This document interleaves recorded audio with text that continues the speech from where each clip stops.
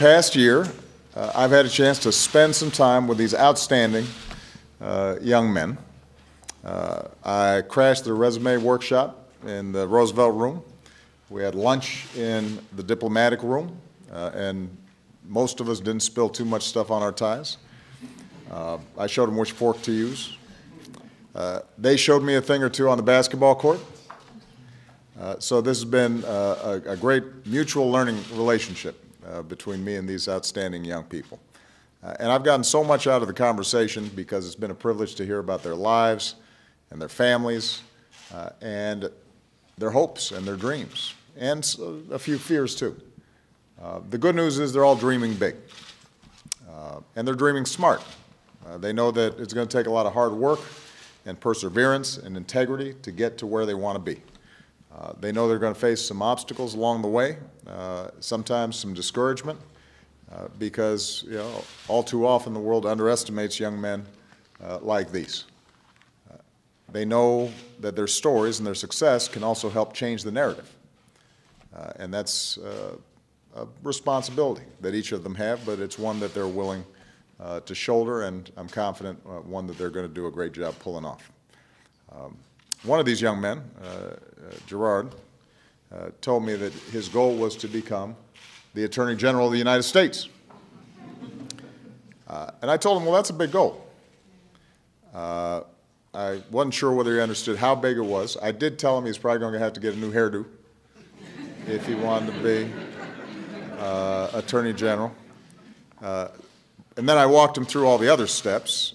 He had to go to college. He had to graduate from college. You had to take the LSAT, the LSAT. You had to get into a law school. You had to then pass the bar and do the work as an attorney, and then potentially join the U.S. Attorney's Office and work your way up. I took 10 minutes just going through the whole path that it might take for you to become an Attorney General. And I thought maybe that would make Gerard back off a little bit. Instead, he said, okay. He didn't seem too fazed by it.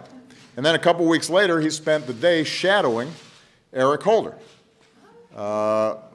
who's been an outstanding Attorney General. And apparently, he still wasn't fazed.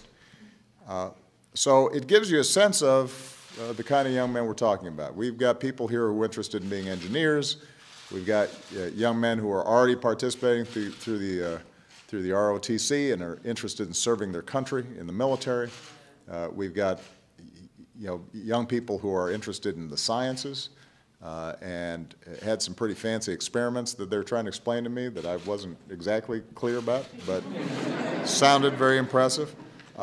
We've got a few folks who are student athletes and are looking to get scholarships, but understand that as we discussed, the odds of you becoming a doctor or a lawyer or a school principal are a lot higher than you being in the NBA. So you want to make sure that you're not putting all your eggs in that basket. And throughout this process, what I've been most encouraged by is just how resilient these young people are. And that's not just a credit to them, it's a credit to everybody who encouraged them and loved them and supported them. So I want to give it up to all the moms and dads, grandparents, teachers, coaches, mentors who have poured their love into these young people, made sure they know that they matter and they can do anything. Give them a big round of applause. My top priority as president is to grow the economy and help more hardworking Americans get ahead. And after the worst economic crisis in our lifetimes, our businesses have now created 12.6 million new jobs over the past 63 months.